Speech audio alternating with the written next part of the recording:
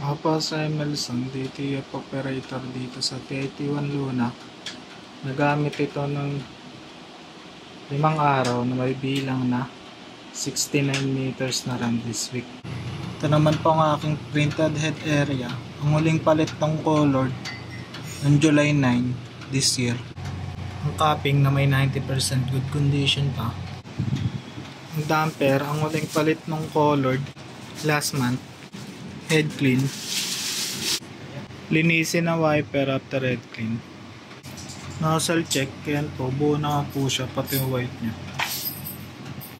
Ang ink system, tama lang ang level. Ang waste tank, dinispose nung Sabado. ABR, tsaka grumble, nakadikit po sa pader.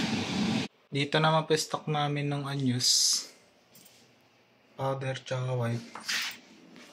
DTF pin.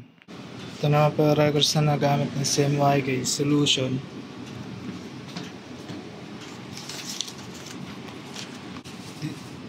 Powder, DTF pin, white, cyan, magenta, yellow, black.